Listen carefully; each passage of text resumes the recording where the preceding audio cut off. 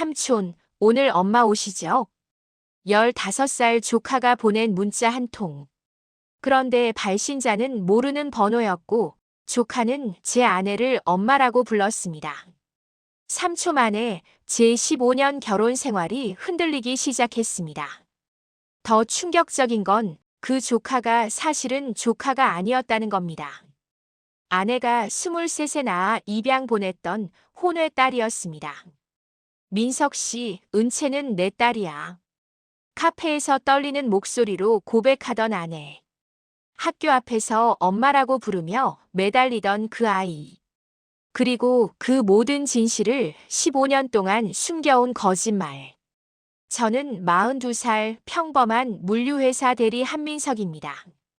지금부터 들려드릴 이야기는 배신과 용서, 그리고 가족의 경계에 관한 것입니다. 당신이라면 어떻게 하시겠습니까? 모든 게 무너진 건 화요일 밤 9시 정체불명의 문자 한 통 때문이었습니다. 선생님, 오늘 지안 선생님 오시죠? 은채가 기다려요. 발신자 표시는 알 수 없음. 손이 얼어붙었습니다. 지안은 제 아내 이름이에요. 은채는 아내가 몇 달 전부터 돌보던 조카고요. 그런데 왜 학교 선생님이 제게 연락하는 걸까요? 곧바로 다시 문자가 왔습니다. 아, 죄송합니다. 잘못 보냈네요. 지안 선생님 남편분이시죠? 내일 졸업 앨범 촬영인데 은채가 엄마랑 같이 찍고 싶다고 해서요. 엄마? 심장이 쿵 내려앉았습니다. 조카가 이모를 엄마라고 부른다고요? 공식 행사에서요. 뭔가 이상했습니다. 아주 크게, 그리고 오래전부터 잘못된 게 있었어요. 이 이야기에 공감하신다면 구독과 좋아요 부탁드립니다. 끝까지 보시면 반전이 있습니다. 여러분의 응원이 더 깊은 이야기를 만드는 힘이 됩니다. 사실 징조는 있었습니다. 한 달 전부터 아내의 휴대폰 비밀번호가 바뀌었어요. 결혼 기념일이었던 번호가 갑자기 안 맞았죠. 새벽 2시 이불 속에서 몰래 문자하는 아내를 봤습니다. 화면이 꺼질 때 스쳐 지나간 단어. 사랑해.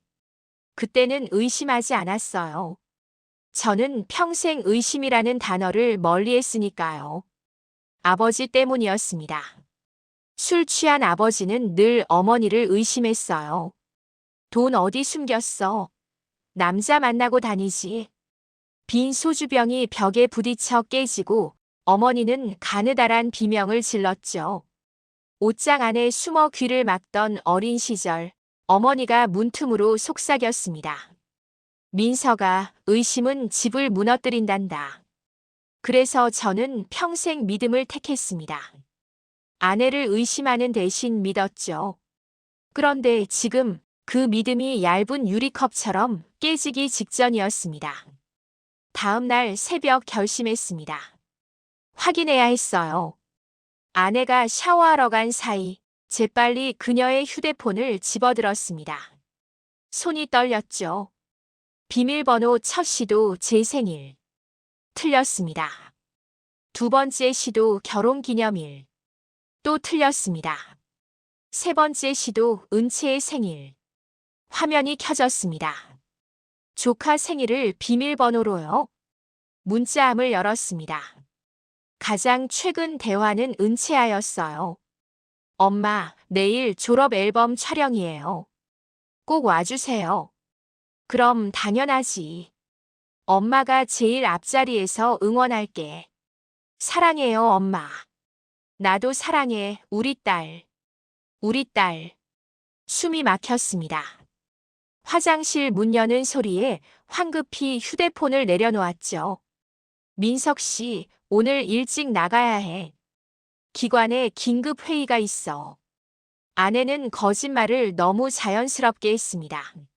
마치 15년 동안 연습해온 것처럼. 문이 닫히자마자 회사에 전화했습니다. 팀장님, 오늘 연차 쓰겠습니다. 택시를 잡았습니다. 목적지는 하모니 중학교. 학교 앞은 졸업 앨범 촬영으로 붐볐습니다. 꽃다발을 든 학부모들, 카메라를 든 사람들, 그리고 인파 사이로 아내가 보였습니다. 베이지색 코트를 입은 아내 옆엔 교복 입은 소녀가 서 있었어요. 은채. 그 아이는 아내의 팔을 꼭 잡고 있었죠. 저는 숨이 멎었습니다. 너무 닮았습니다. 웃을 때 눈꼬리가 내려가는 모양. 고개 숙일 때 어깨가 움츠러드는 버릇. 손가락으로 머리카락을 귀 뒤로 넘기는 작은 동작까지. 그건 유전이었습니다. 피로 이어진 몸짓. 은채야, 이리 와. 엄마랑 사진 찍자. 아내의 목소리가 들렸습니다. 엄마. 너무나 자연스럽게, 마치 평생 그렇게 불러온 것처럼. 두 사람은 팔짱을 끼고 카메라 앞에 섰습니다. 플래시가 터졌어요. 저는 가로수 뒤로 몸을 숨겼습니다. 다리가 후들거렸죠. 제 아내와 제가 모르는 아이와 제가 전혀 몰랐던 비밀. 그때 아내의 휴대폰이 울렸습니다. 제 전화였어요. 그녀의 표정이 굳었습니다. 여보, 미안해. 오늘 기관 회의가 좀 길어질 것 같아서. 또 거짓말. 입에서 흘러나오는 매끄러운 거짓말. 바로 그 순간 뒤에서 소리가 터졌습니다. 엄마, 여기 좀 봐요. 은채의 목소리. 또렷하고 밝은 목소리. 전화기 너머로 들렸을까요? 아내의 얼굴이 창백하게 변했습니다. 민석 씨, 나중에 다시 전화할게. 통화가 끊겼습니다. 아내는 휴대폰을 꼭 쥐고 한참을 서 있었어요. 무너지기 직전의 성벽처럼. 저는 더 이상 참을 수 없었습니다. 가로수 뒤에서 걸어 나갔죠. 우리 눈이 마주쳤습니다. 아내의 눈동자가 흔들렸어요. 입술이 파르르 떨렸습니다. 민석 씨. 지아나. 제 목소리는 차가웠습니다. 우리 얘기 좀 하자. 지금 당장. 30분 뒤 학교 앞 카페.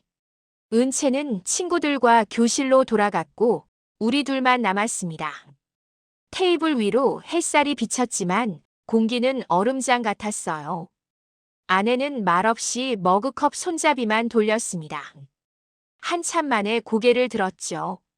그 아이 누구야? 제가 먼저 입을 열었습니다. 목소리는 생각보다 차분했어요. 분노도 원망도 아닌 텅 빈 목소리. 아내의 입술이 떨렸습니다. 민석 씨. 은채는. 긴 침묵. 내 딸이야. 시간이 멈췄습니다. 에스프레소 잔 위의 거품이 천천히 꺼지는 소리까지 들리는 듯 했어요. 제 심장이 쿵 하고 바닥으로 떨어졌습니다. 조카 아니었어. 거짓말이었어. 아내는 손으로 얼굴을 감쌌습니다. 어깨가 떨렸어요. 20살 때였어. 임신했고 아무도 날 도와주지 않았어. 출산하자마자 입양 보냈지. 15년 동안 소식만 들었는데. 그래서 반년 전 그의 아버지가 말기암으로 죽으면서 유언을 남겼대. 은채에게 엄마를 보여줘라고. 그래서 만났어. 그래서 조카라고 거짓말한 거야. 15년 동안 나한테. 제 목소리가 높아졌습니다. 당신한테 버림받을까봐. 무서웠어. 버림받을까봐. 저는 비웃었습니다. 지아나, 지금 버려진 건 나야. 15년 동안 거짓말 속에서 살았잖아. 매일 밤 사랑해라고 속삭였는데 그게 다 거짓이었던 거야. 아니야. 당신 사랑은 진심이었어. 아내가 소리쳤습니다. 카페 안 사람들이 우리를 쳐다봤어요. 다만 과거를 말하면 당신이 날 떠날까봐. 당신은 깨끗한 가정을 원하잖아. 근데 나는 더러웠어. 혼외 임신에 아이를 버린 엄마였어. 아내는 테이블에 얼굴을 묻었습니다. 저는 할 말을 잃었습니다. 가슴속 어딘가가 무너지는 소리가 들렸어요. 그건 분노도 배신감도 아니었습니다. 그냥 슬픔이었습니다. 우리가 15년 동안 쌓아 올린 모든 것이 모래성처럼 흘러내리고 있었습니다. 저는 자리에서 일어났습니다. 나 좀 혼자 있을게. 민석 씨, 제발. 지금은 뭐라고 말해야 할지 모르겠어. 카페 문을 열고 나왔습니다. 차가운 바람이 뺨을 후려쳤어요. 휴대폰이 울렸지만 받지 않았습니다. 저는 무작정 걸었습니다. 어디로 가야 할지도 모른 채 15년 결혼 생활이 한순간에 무너졌습니다. 그리고 저는 이제 선택해야 했습니다. 용서할 것인가, 떠날 것인가. 카페를 나온 저는 무작정 차를 몰았습니다.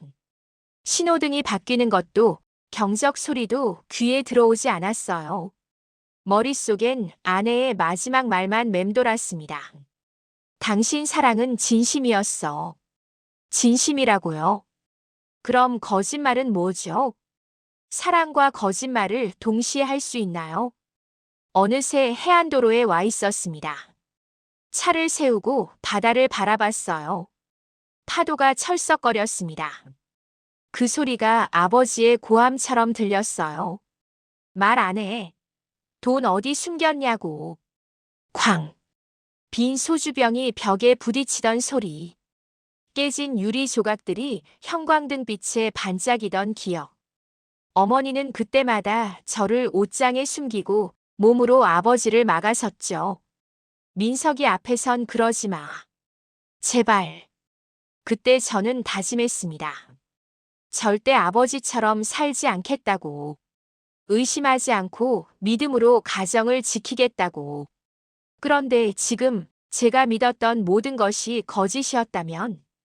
휴대폰이 또 울렸습니다. 아내였어요. 37번째 부재중 전화. 받지 않았습니다. 어머니에게서도 전화가 왔습니다.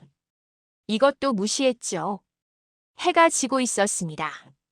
주황빛 노을이 수평선을 물들였어요. 세상이 무너지는데도 해는 여전히 지고 있었습니다. 그날 밤 모텔에 방을 잡았습니다. 낡은 형광등이 깜빡거렸어요.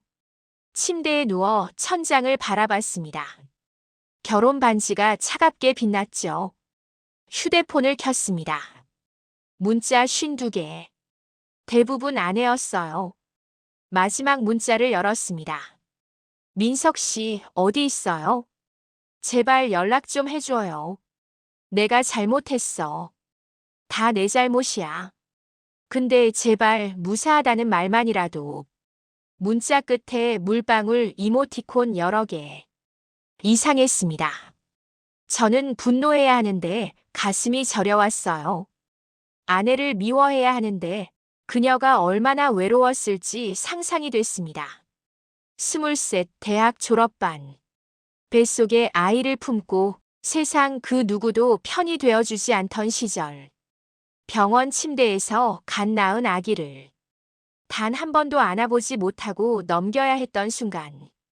그 상처는 얼마나 깊었을까요? 하지만 그렇다고 거짓말이 정당화되는 건 아니잖아요. 저는 혼란스러웠습니다. 이틀째 되는 날 어머니에게서 전화가 왔습니다. 민서가 어디 있니? 바닷가요, 엄마. 혼자? 네. 긴 침묵. 파도 소리가 수화기 너머로 들렸겠죠. 지안이가 어제 우리 집에 왔더라. 심장이 철렁했습니다. 뭐라고 했어요? 다 말하더라. 울면서. 은채 이야기 15년 전 일다. 어머니의 목소리는 담담했습니다. 그 애 많이 떨고 있었다. 너한테 버림받을까봐. 엄마는 뭐라고 했어요? 아무 말도 안 했다. 그냥 국 끓여줬지. 밥 먹고 가라고. 눈물이 핑 돌았습니다. 어머니는 그런 분이에요. 말은 없어도 따뜻한 밥으로 사람을 안아주는 분. 민서가, 넌 지금 뭐가 두려운 거니? 엄마? 지안이가 거짓말한 게 두려운 거야, 아니면? 어머니는 잠시 멈췄습니다.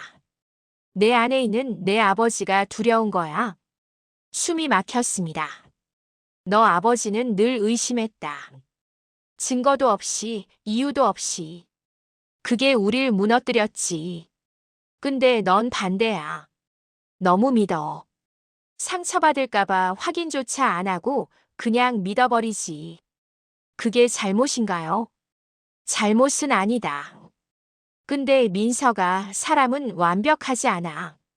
지안이도 너도 나도. 우린 모두 상처 입은 채로 살아가. 그 상처를 숨기고 살 수도 있고 보여주고 함께 아물 수도 있어. 파도가 밀려왔다 빠져나갔습니다. 엄마라면 어떻게 하시겠어요? 긴 침묵 끝에 어머니가 대답했습니다.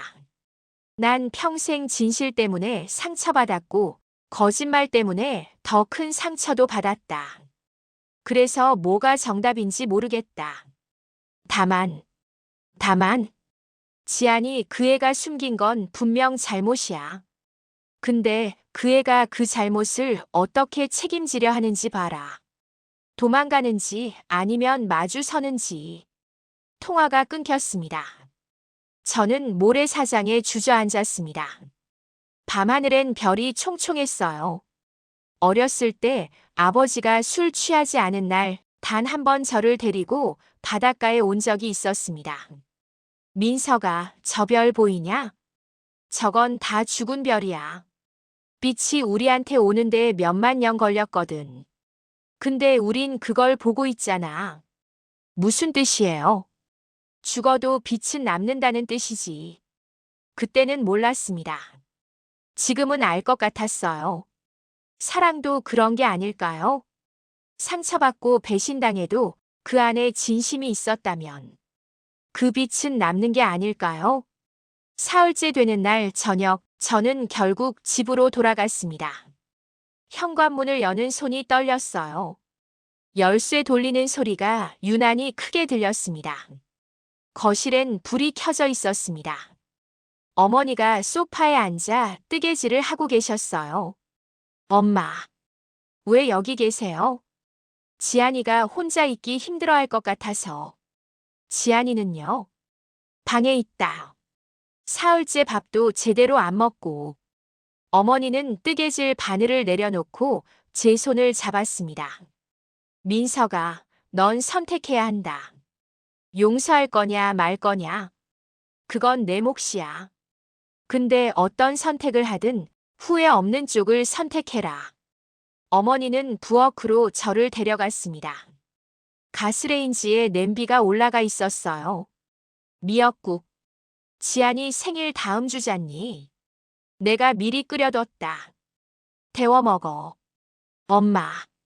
그 애가 잘못했으면 벌을 줘도 된다. 근데 벌을 주면서도 밥은 먹여야지. 그게 가족이야. 어머니는 가방을 들고 현관으로 향했습니다. 좀 더 계시다 가세요. 아니다. 너희 둘이 얘기할 시간이 필요해. 문이 닫혔습니다. 국을 데우는데 안방 문이 열렸습니다. 아내가 나왔어요. 충격이었습니다. 사흘 만에 그녀는 완전히 달라져 있었어요. 눈은 퉁퉁 부었고 얼굴은 창백했습니다. 머리는 산발, 옷은 구겨져 있었죠. 민석 씨. 왔구나. 목소리는 갈라져 있었습니다. 저는 국자를 내려놓았습니다. 밥 먹었어? 아내는 고개를 저었습니다. 눈물이 뚝 떨어졌죠. 저는 그릇 2개를 꺼냈습니다. 국을 떠서 상에 놓았어요. 앉아. 먹자. 아내는 떨리는 손으로 숟가락을 들었습니다. 한술 뜨는데 눈물이 국그릇에 뚝뚝 떨어졌어요. 민석 씨 미안해. 정말. 먹어. 얘기는 먹고 하자. 우린 말없이 밥을 먹었습니다. 숟가락 소리만 덩그러니 울렸어요. 밥그릇을 치우고 우리는 거실 소파에 마주 앉았습니다. 지안아. 응. 은채 얘기 처음부터 다시 해줘. 이번엔 하나도 빼놓지 말고. 아내는 한참을 입술을 깨물다가 천천히 입을 열었어요. 23이었어. 세호를 만난 건 대학교 2학년 때였고 아내의 목소리는 떨렸지만 이번엔 멈추지 않았습니다. 그 사람은 선배였어. 착했고 다정했어. 졸업반 겨울 임신을 알았어. 우린 겁에 질렸지만 세호는 책임지겠다고 했어. 그런데 양가 부모님이 반대했어. 세호네는 애를 지우라고 했고 우리 엄마는 학교도 못 마치고 애 엄마 되면 인생 끝난다고 했어. 아내는 손으로 배를 감쌌습니다. 결국 출산하고 바로 입양 보내기로 했어.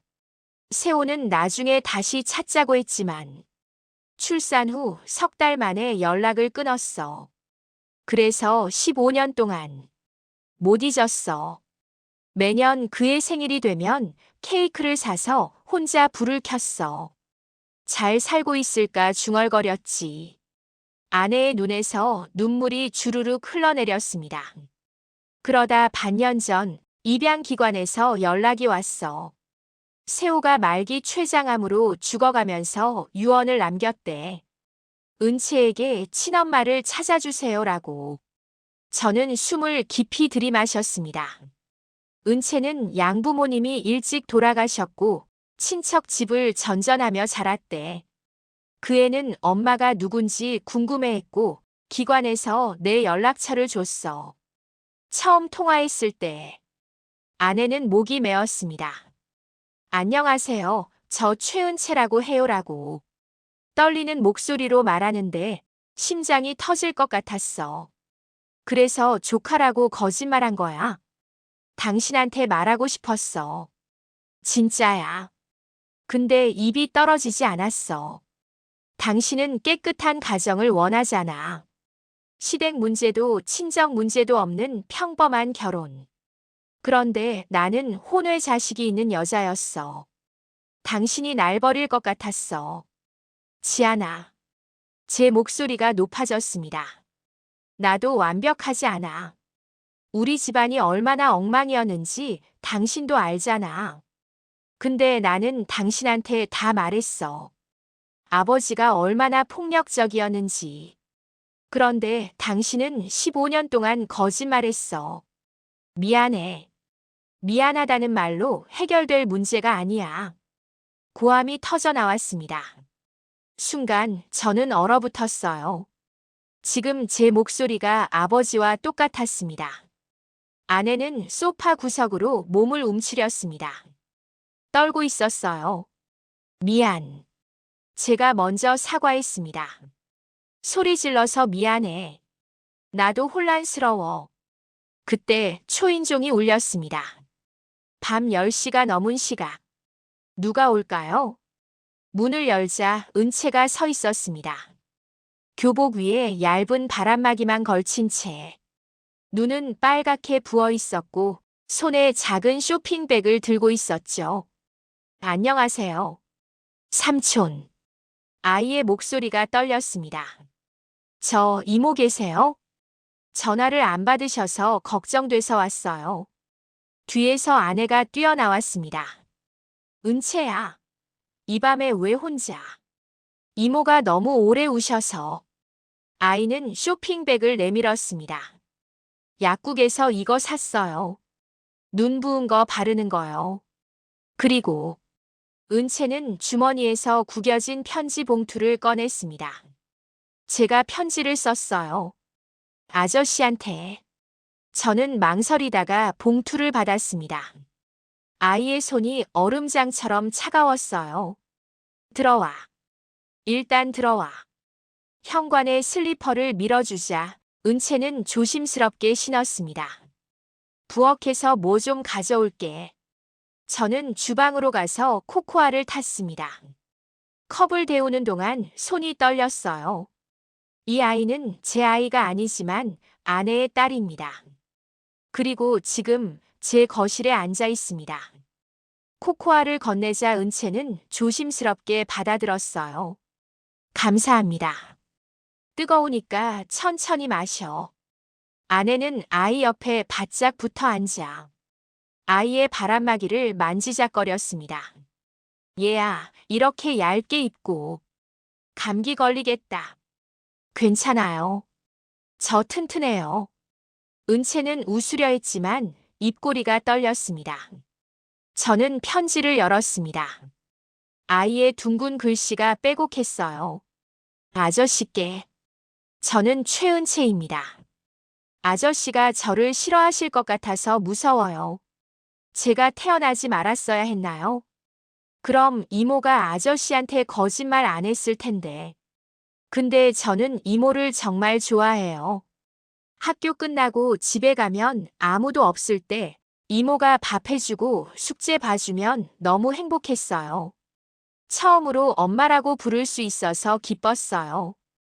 아저씨, 화내셔도 괜찮아요. 근데 이모는 미워하지 말아주세요.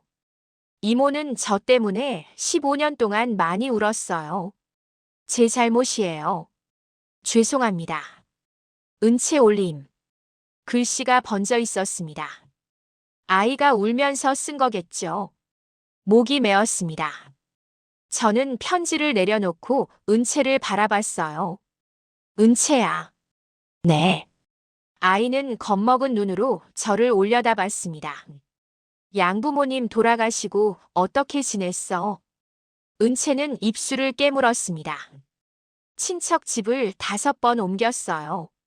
다들 착하셨는데 바쁘셔서요. 혼자 있을 때가 많았어요. 학교에서는 가족 소개 시간이 제일 싫었어요. 친구들은 엄마 아빠 사진 붙이는데 전 양부모님 돌아가셔서 그냥 없어요라고 했어요. 아이의 목소리가 점점 작아졌습니다. 선생님이 부모님 직업을 쓰라고 해요. 그럼 전 빈칸으로 냈어요. 친구들이 은채는 부모 없어? 라고 물으면 화장실에 숨어서 울었어요. 가슴이 무너져 내렸습니다. 근데 이모 만나고 나서는 은채의 눈에 눈물이 고였습니다. 처음으로 엄마라고 부를 사람이 생겼어요. 집에 가면 누가 기다려주고 제 얘기 들어주고 그게 너무 좋았어요. 아이는 울음을 터뜨렸습니다. 근데 저 때문에 아저씨랑 이모가 싸우잖아요. 제 잘못이에요. 제가 없어지면 되죠? 그 순간 무언가가 제 가슴을 쳤습니다. 이 아이는 자기 존재 자체가 문제라고 믿고 있었습니다. 15년 동안 버려진 아이로 살았고 이제 겨우 엄마를 찾았는데 또다시 짐이 되고 있다고 느끼는 거죠. 저는 소파에서 일어나 은채 앞에 무릎을 꿇었습니다. 아이와 눈높이를 맞췄어요. 은채야, 잘 들어. 네. 너는 잘못이 없어. 태어난 것도 엄마를 만난 것도 다 잘못이 아니야. 하지만 어른들이 복잡한 거야. 내 잘못이 아니라 우리가 서툰 거지. 아이의 눈에서 눈물이 뚝뚝 떨어졌습니다. 저 계속 이모 곁에 있어도 돼요? 저는 아내를 바라봤습니다. 아내도 울고 있었어요. 어머니의 말이 떠올랐습니다. 지안이가 그 잘못을 어떻게 책임지려 하는지 봐라. 아내는 도망가지 않았습니다. 은채를 만났고 숨기면서도 끝까지 지키려 했고 들켰을 때 모든 걸 고백했습니다. 서툴렀지만 책임지려 했습니다. 그리고 지금 제 앞엔 2사람이 있습니다. 상처받은 여자와 버려졌던 아이. 저는 천천히 입을 열었습니다. 은채야. 네. 고모 집에서 지내기 힘들지. 아이는 고개를 끄덕였습니다. 고모는 착한데 야간 근무를 많이 하셔서 자주 못 봐요. 밥도 혼자 먹어요. 학교는 어때? 친구들은 있어요. 근데 가족 얘기 나오면 말 못해요. 저는 깊게 숨을 들이마셨습니다. 우리 집에 작은 방이 있어. 거기서 지내면 어떨까? 순간 거실이 고요해졌습니다. 아내가 눈을 크게 떴어요. 민석 씨. 은채는 입을 벌린 채 저를 바라봤습니다. 정말, 정말요? 어차피 빈 방이야. 어머니 오실 때나 쓰는데. 하지만 저는 조건이 있어. 저는 진지하게 말했습니다. 첫째, 거짓말 금지. 작은 거라도 숨기면 안 돼. 둘째, 학교 숙제는 스스로 해. 셋째, 방 청소도 내가 해. 넷째, 저녁 6시까지는 꼭 집에 와. 약속 지킬 수 있겠어? 은채는 눈물을 닦으며 고개를 끄덕였습니다. 네, 약속할게요. 정말 지킬게요. 아이는 제게 와락 안겼습니다. 작고 떨리는 몸. 처음 안아본 아이의 체온이 따뜻했어요. 감사합니다, 아저씨. 정말, 정말 감사해요. 아내는 손으로 입을 막고 울었습니다. 저는 아내를 바라봤습니다. 지아나. 응. 우리 셋이서 상담 받을 거야. 가족 상담.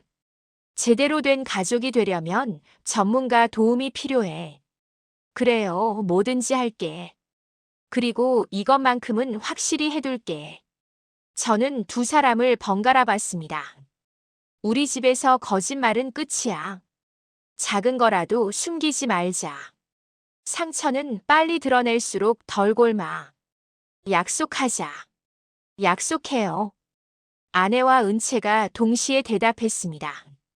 그날 밤 은채를 고모 집에 데려다 주고 저는 아내와 단둘이 남았습니다. 침실로 들어가는 게 어색했어요. 사흘 만에 돌아온 집, 사흘 만에 마주한 아내. 민석 씨. 응. 고마워. 정말. 어떻게 감사해야 할지 모르겠어. 고맙긴. 아직 화 안 풀렸어. 솔직하게 말했습니다. 15년 동안 속았다는 게 쉽게 지워지지 않아. 당신 얼굴 볼 때마다 생각나. 이 사람이 또 뭘 숨기고 있을까? 아내의 얼굴이 일그러졌습니다. 민석 씨. 근데 말이야. 저는 창밖을 바라봤습니다. 은채 그 아이 눈을 보니까 내가 뭘 해야 하는지 알겠더라. 당신을 용서하는 게 아니라 그 아이를 구하는 거야. 15년 동안 빈칸으로 살았던 아이를. 고마워. 진심으로. 대신 다시는 거짓말하지 마. 한 번 더 속으면 그땐 진짜 끝이야. 약속해. 다시는 안 그럴게. 아내는 제 손을 잡았습니다. 떨리는 손이었어요. 민석 씨, 나 정말 당신 사랑했어. 지금도 사랑해. 거짓말은 했지만 사랑만큼은 진심이었어. 저는 손을 빼지 않았습니다. 하지만 꼭 잡지도 않았어요. 알아. 근데 지금은 시간이 필요해. 기다릴게. 얼마든지. 다음 주 월요일 우리는 가정법률 상담소를 찾았습니다. 상담사는 중년의 온화한 여성이었어요. 우리 이야기를 다 듣고 나서 말했습니다. 입양을 되돌리는 건 복잡합니다. 하지만 은채 양의 경우 양부모님이 돌아가셨고 현재 보호자가 불명확하니 친모인 지안 씨가 양육권을 재신청할 수 있어요. 시간이 얼마나 걸리나요? 아내가 다급하게 물었습니다. 보통 6개월에서 1년. 그동안은 주말 방문이나 임시 보호 형태로 관계를 이어가시면 됩니다. 은채가 불안한 눈으로 물었습니다. 그럼 그 시간 동안 전 어디서 지내요? 원래 보호자인 고모님 댁이나 아니면. 상담사가 말하기 전에 제가 끼어들었습니다. 우리 집에서 지내면 안 될까요? 상담사가 눈을 들었습니다. 친모의 배우자 동의가 있고 주거 환경이 안정적이라면 가능합니다. 다만 매달 상담과 점검이 필요합니다. 괜찮아요. 뭐든 할게요. 아내가 단호하게 말했습니다. 은채는 제 손을 꼭 잡았습니다. 정말 제가 아저씨 집에서 살아도 돼요? 그래. 우리 집이 내 집이야. 아이의 눈에서 눈물이 주르륵 흘러내렸습니다. 그날 저녁 우리는 어머니를 모시고 저녁 식사를 했습니다. 어머니는 은채의 손을 꼭 잡고 말씀하셨어요. 우리 집엔 빈자리가 많단다. 밥상도 사진 액자도 내가 채워주면 좋겠구나. 할머니, 나는 민석이 아빠 만나서 고생만 했지만 민석이가 있어서 버텼어. 가족이란 게 그런 거야. 힘들어도 서로 있으면 버틸 수 있는 거. 어머니는 아내의 손도 잡았습니다. 지안아, 넌 잘못했어. 근데 이제라도 바로잡으려 하잖니. 그걸로 됐다. 어머님, 우리 다시 시작하자. 이번엔 거짓말 없이. 식탁 위로 따뜻한 김이 피어올랐습니다.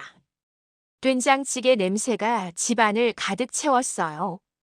은채는 밥을 한 숟가락 뜨더니 눈을 크게 떴습니다.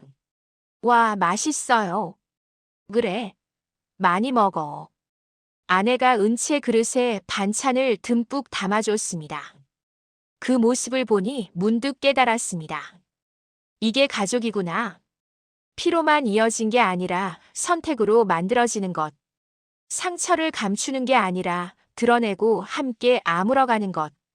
저는 젓가락을 들었습니다. 아직 아내를 완전히 용서한 건 아닙니다. 하지만 함께 밥을 먹을 수는 있습니다. 그리고 그것이 새로운 시작이었습니다. 며칠 뒤 은채의 짐을 옮기는 날이었습니다. 아이 고모 집 앞에서 은채를 기다리는데 아이가 캐리어 하나만 끌고 나왔어요. 이게 다야? 네. 자주 이사 다녀서. 짐이 많으면 불편해요. 가슴이 찢어지는 것 같았습니다. 15년 동안 이 아이는 집이라는 게 없었던 거예요. 언제든 떠날 준비가 된 삶. 짐을 늘리면 안 된다고 스스로를 훈련시킨 거죠. 은채야. 네. 이제부터는 짐 많이 늘려도 돼. 이사 안 가니까. 은채는 멈칫했습니다. 그러더니 캐리어를 내려놓고 제게 와락 안겼어요. 아저씨, 정말 감사해요. 작고 떨리는 몸. 처음 제대로 안아본 아이의 체온이 따뜻했습니다. 차에 짐을 싣고 집으로 가는 길, 은채는 내내 창밖만 바라봤어요. 긴장돼? 네. 진짜 제 방이 생긴다는 게 믿기지 않아요. 믿어. 내 방이야. 집에 도착하자 아내가 현관에서 기다리고 있었습니다. 은채야, 왔구나. 아내는 아이를 꼭 안았습니다. 두 사람 모두 울고 있었어요. 자, 방 구경해 볼까? 작은 방 문을 열자 은채는 입을 크게 벌렸습니다. 책상 위엔 새 스탠드와 노트 세트가 놓여 있었어요. 침대엔 연분홍색 이불이 깔려 있었고 벽엔 빈 액자 2개가 걸려 있었죠. 이게 다 제 거예요. 응. 액자는 내가 좋아하는 사진 넣으면 돼. 책상은 어때? 높이 괜찮아? 은채는 책상에 앉아봤습니다. 그러더니 책상을 쓰다듬었어요. 처음이에요. 제 책상이 생긴 거. 아이의 목소리가 떨렸습니다. 친척 집에선 거실 식탁에서 숙제했거든요. 다들 TV 보는데 혼자 조용히 해야 해서. 아내가 아이 어깨를 감싸 안았습니다. 이젠 내 공간이야. 맘껏 써. 저는 옷장을 열었습니다. 여기 옷 걸면 돼. 좁으면 말해. 큰 옷장으로 바꿔줄게. 아니에요. 충분해요. 너무 좋아요. 은채는 캐리어를 열고 옷을 꺼내기 시작했습니다. 교복 2벌, 후드티 3장, 청바지 2개. 정말 그게 다였어요. 은채야, 내일 쇼핑 가자. 옷이랑 신발이랑 사야지. 아내가 말했습니다. 괜찮아요, 이모. 저 이거면 충분해요. 충분하지 않아. 내가 필요한 거 다 사줄 거야. 하지만 돈이. 걱정하지 마. 엄마가 있잖아. 그 순간 은채가 멈췄습니다. 엄마. 밖에서도 엄마라고 불러도 돼요? 아내는 눈물을 닦으며 고개를 끄덕였습니다. 그럼. 당연하지. 넌 내 딸이야. 두 사람은 다시 껴안고 울었습니다.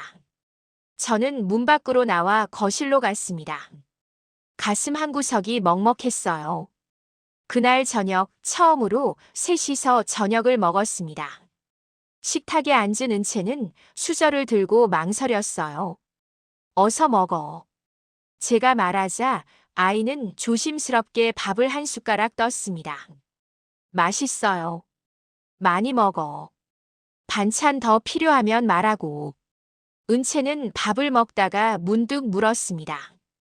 아저씨, 제가 여기 살면 아저씨 불편하지 않으세요? 왜? 저 때문에 아저씨랑 이모가 싸웠잖아요. 저는 수저를 내려놓았습니다. 은채야, 우리가 싸운 건 내 잘못이 아니야. 어른들 문제였어. 이해하겠니? 그래도. 그리고 말이야. 저는 아이를 똑바로 바라봤습니다. 내가 여기 있는 게 불편한 게 아니야. 오히려 내가 있어서 우리가 제대로 된 가족이 되는 것 같아. 은채의 눈이 커졌습니다. 정말요? 응. 우린 서로 상처도 많고 잘못도 많아. 근데 너랑 함께 고쳐나갈 수 있을 것 같아. 아내가 제 손을 잡았습니다. 따뜻했어요. 며칠이 지났습니다. 은채는 빠르게 적응했어요. 아침마다 일찍 일어나 학교 갈 준비를 했고 저녁 6시 전에는 꼭 집에 왔습니다. 방 청소도 스스로 했고 숙제도 빠짐없이 했죠. 어느 날 저녁 현관문이 열리는 소리에 고개를 들었습니다. 다녀왔습니다. 은채의 밝은 목소리. 아이는 신발을 벗으며 말했어요. 엄마, 오늘 수학 시험 봤는데 90점 맞았어요. 정말 우리 딸 대단한데. 아내가 부엌에서 나와 아이를 안았습니다. 아빠.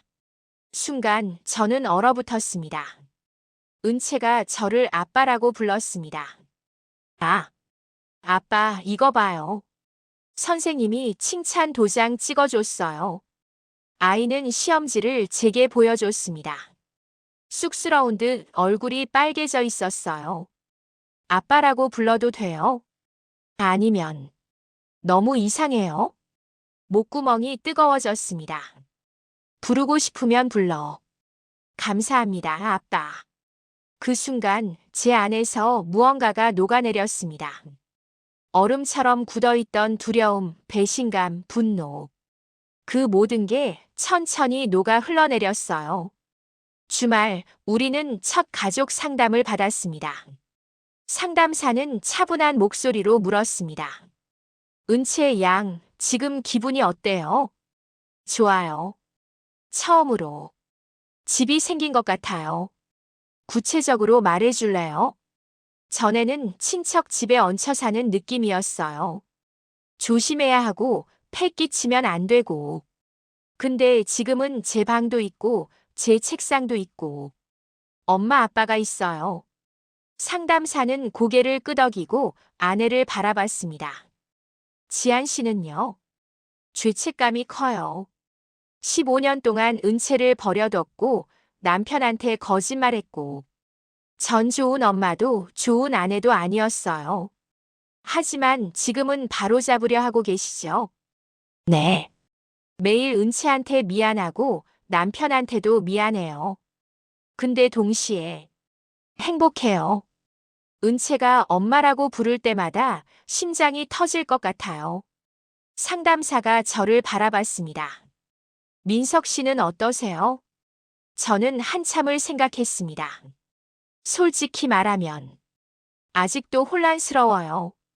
아내를 완전히 용서한 건 아니에요. 가끔 또 뭘 숨기고 있을까 생각도 들고요.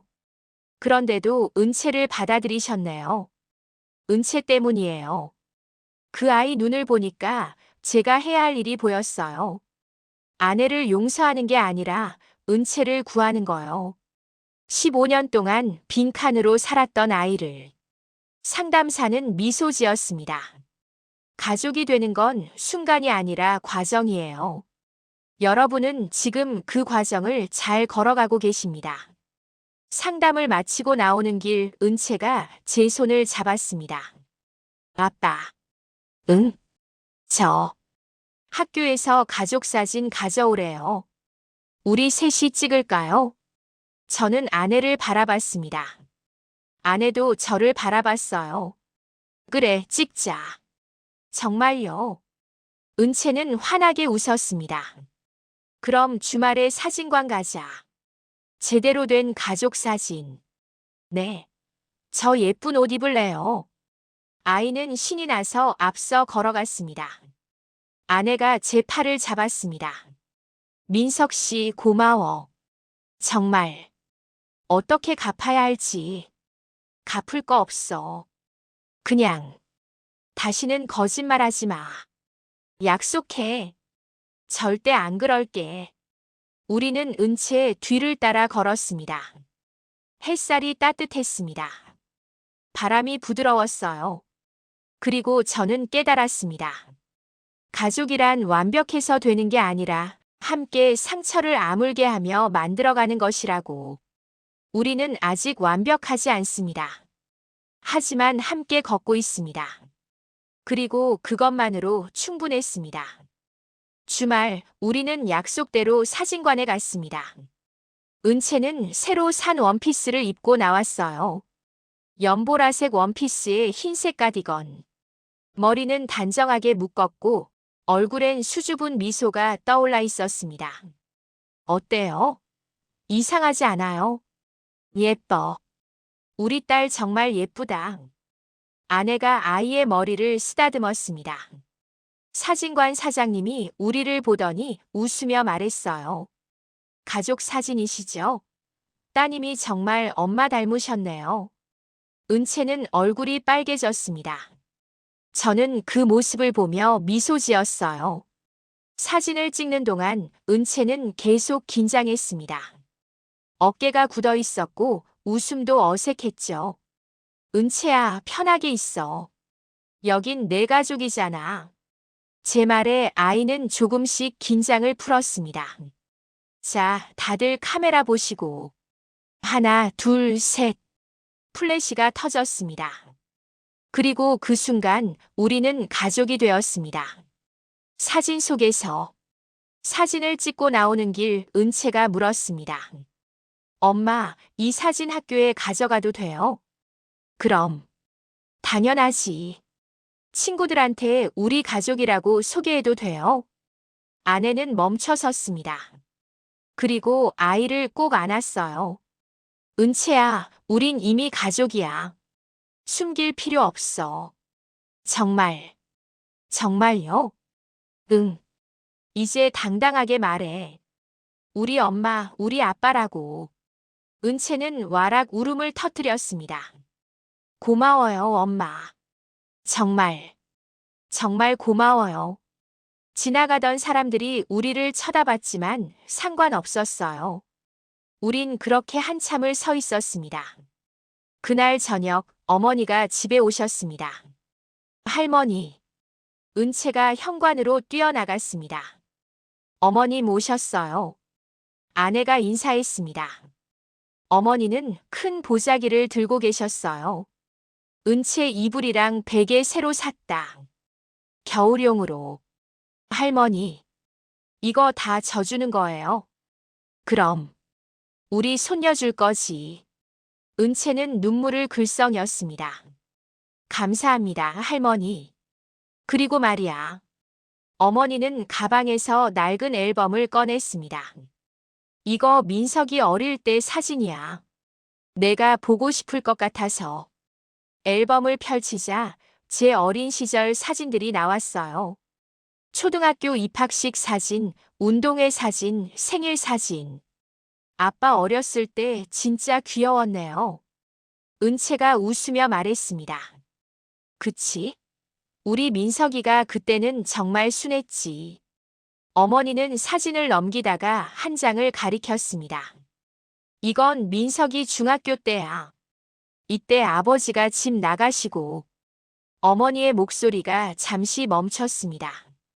힘든 시기였지만 우린 둘이서 버텼어. 가족이니까. 은채는 사진을 조심스럽게 만졌습니다. 할머니, 저도 이 앨범에 들어갈 수 있어요?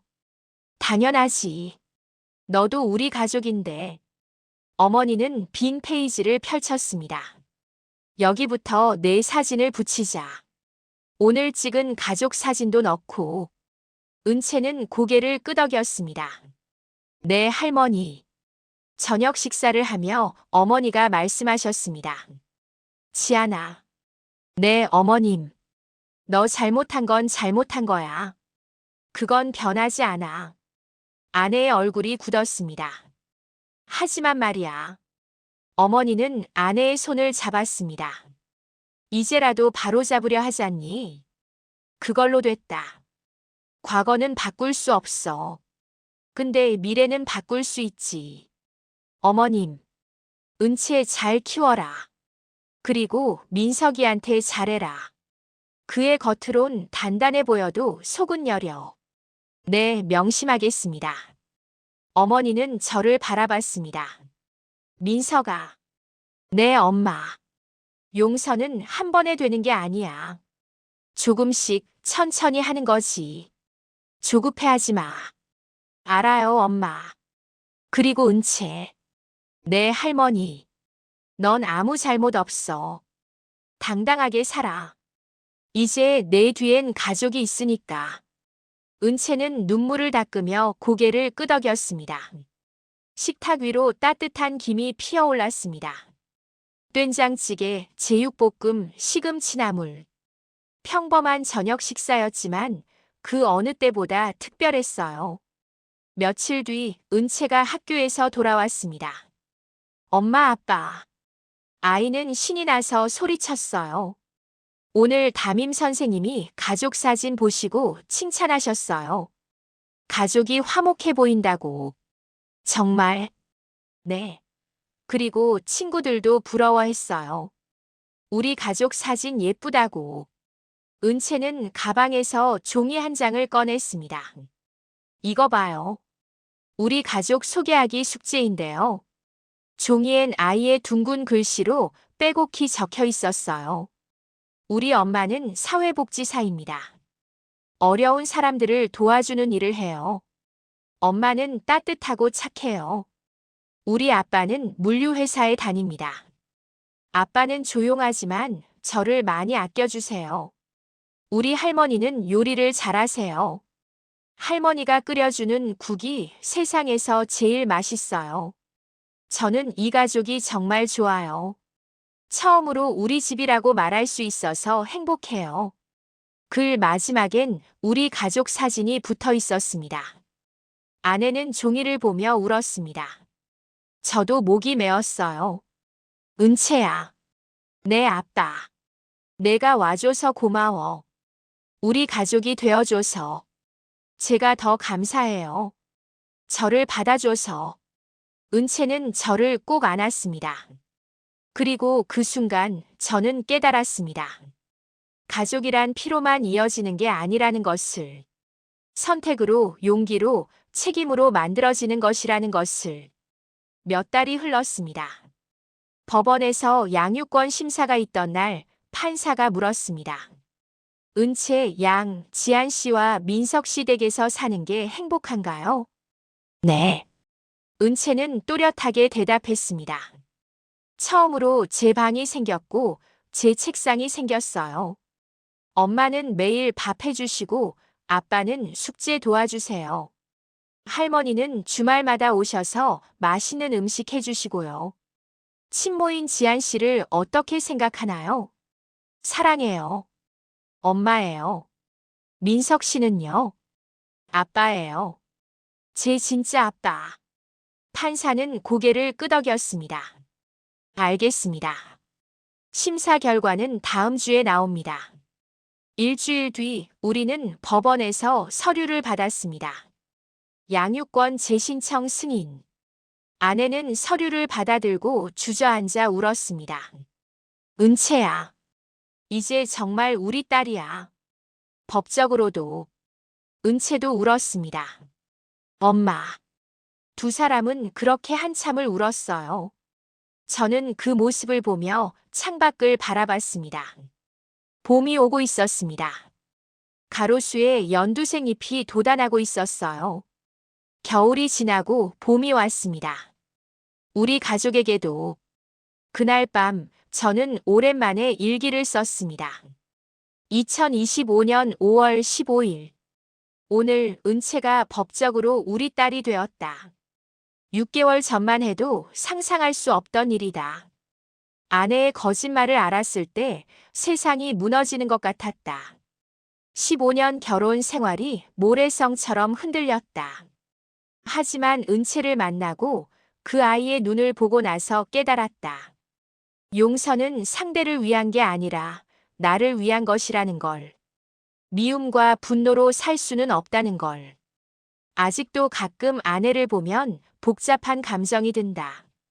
완전히 용서한 건 아니다. 하지만 함께 살 수는 있다. 함께 밥을 먹고, 함께 웃고, 함께 은채를 키울 수 있다.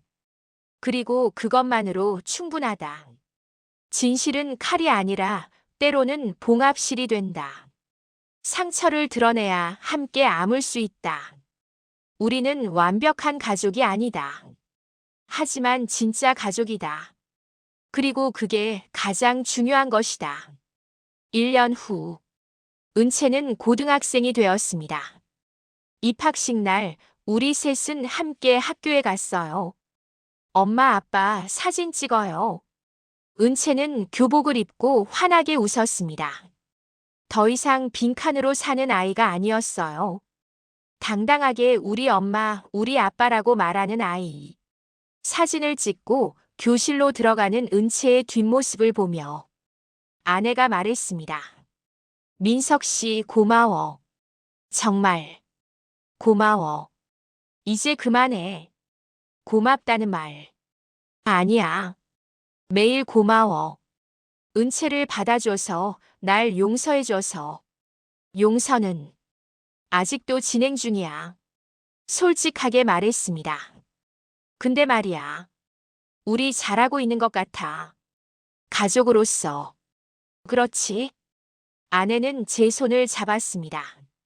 우리 잘하고 있어. 완벽하진 않지만 완벽할 필요 없어. 진짜면 되지. 우리는 손을 잡고 학교를 나섰습니다. 창밖에 봄비가 내렸습니다. 촉촉하고 따뜻한 봄비. 저는 문득 유리컵을 떠올렸습니다. 얇고 깨지기 쉬운 컵. 하지만 두 손으로 조심스레 감싸주면 온기가 전해지는 컵. 가족도 그런 게 아닐까요? 깨지기 쉽지만 함께 지키면 따뜻한 것. 우리는 그렇게 새로운 가족의 이야기를 써내려가고 있었습니다. 긴 이야기 끝까지 들어주셔서 진심으로 감사합니다. 한민석 씨네 가족의 이야기 어떠셨나요? 가족이란 무엇일까요? 태어날 때부터 정해진 관계일까요? 아니면 선택하고 책임지고 함께 만들어가는 것일까요? 이 이야기의 세 사람은 후자를 택했습니다. 상처를 숨기는 대신 드러내고, 거짓말 대신 진실을 선택하고, 포기 대신 책임을 지는 것. 쉽지 않았습니다. 민석은 배신감에 떨었고, 지아는 죄책감에 무너졌고, 은채는 자신의 존재 자체를 의심했습니다. 하지만 그들은 포기하지 않았습니다. 한 걸음씩 조심스럽게 서로를 향해 걸어갔습니다. 그리고 마침내 가족이 되었습니다. 혹시 여러분에게도 숨기고 있는 상처가 있나요? 말하지 못한 진실이 있나요? 용기를 내보세요. 진실은 때로 칼이 되지만 때로는 봉합실이 되기도 합니다. 깨진 것처럼 보여도 함께라면 다시 붙일 수 있습니다. 완벽한 가족은 없습니다. 하지만 진짜 가족은 있습니다. 서로의 상처를 보듬고 함께 아물어가는 사람들. 그것이 진짜 가족입니다. 이 이야기가 여러분에게 작은 위로가 되었다면 구독과 좋아요로 응원해주세요. 여러분의 관심 하나하나가 더 깊고 감동적인 이야기를 만드는 힘이 됩니다. 알림 설정까지 해두시면 새로운 이야기를 가장 먼저 만나보실 수 있습니다. 댓글로 여러분의 생각도 나눠주세요. 여러분이라면 어떤 선택을 하셨을까요? 다음 이야기에서 또 만나요. 따뜻한 하루 보내세요. 그리고 기억하세요. 당신도 누군가에게는 소중한 가족입니다.